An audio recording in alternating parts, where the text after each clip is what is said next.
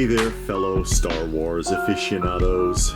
Welcome back. David Eon here, taking a moment to show some appreciation, show some love, if you will, for the Jumbo or Deluxe Star Wars action figures, the vintage ones.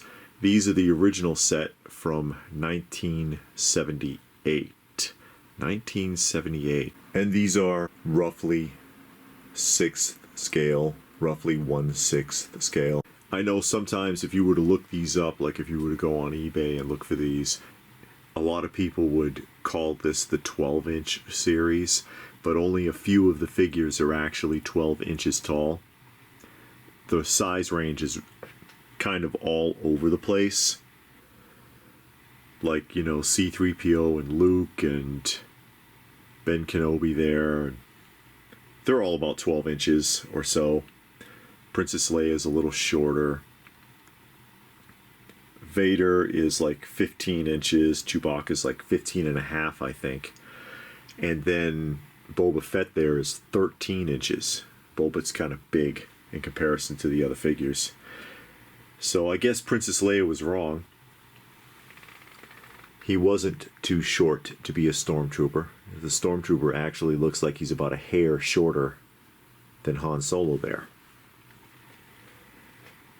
And I've got most of these figures. I'm missing a couple loose. I used to have a complete set. I had a complete boxed set and a complete loose set of these once upon a time. Some of you know that story and what happened with me and my ex and where the majority of my collection disappeared to. So I'm short 2 for the loose series. And that, of course, would be a loose Princess Leia. I have a boxed one. I'm happy enough to have the boxed one. She's in perfect condition because this is unopened. Very bad placement of the price tag, by the way, there, Skags. Somebody did that on purpose. And they could have put it on top of the box because, you know, the tops of these boxes had a marker. See right there? For the price tag. And some employee at Skags wanted to be a jerk. So, again, I had a complete set boxed and a complete set loose. And loose mint, which these are, if not mint, close enough. The Jawa there is about 8 inches tall, as is the R2-D2. And surprisingly, R2-D2 can be a tough one to find complete. You see there's a little button right here. If I push this button, it loosens up this panel on the back. And when you open the panel, see those 2 cards? Those cards are the Death Star plans. That's right, this is how you're supposed to destroy the Death Star. You can actually see it written on there. If I can get in there right. It says Death Star plans. None of it looks like the Death Star. It's just a couple of pieces of plastic with some stickers on them. And you can't tell what those are pictures of. It looks like a circuit board or something. Those are almost always missing from this. And then the Jawa usually has melt marks. This bandolier that he's wearing, a lot of times people put it like under the costume, under the robe, and it just melts right into the torso of the figure because the plastics, I guess the oils and the plastics clashed. This one's in really nice shape though. Ben Kenobi. Excellent Ben Kenobi. I got this one in December. Found it for a really great price at the Conyers Toy Show. He's got the wrong saber. It should be yellow, but it is an original saber. It's Luke's, actually. See, Luke's got it right there.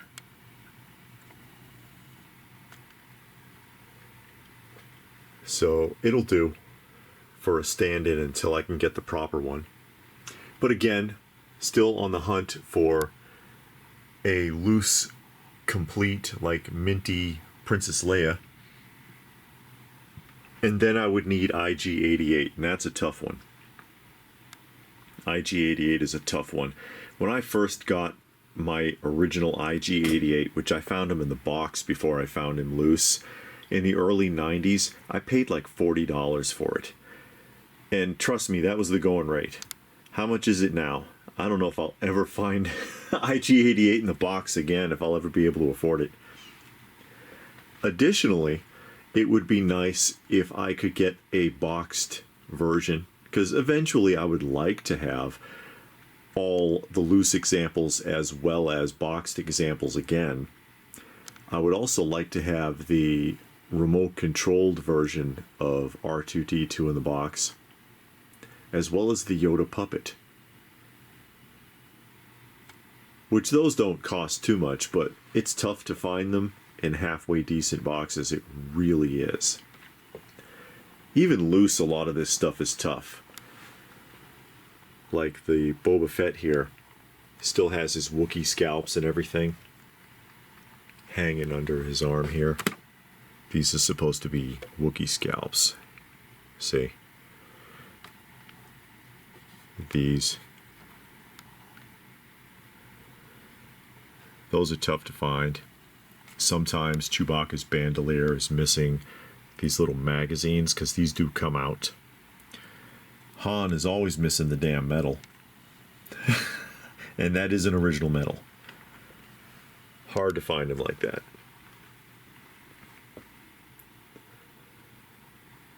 But that's what I've got. That's what I'm working on.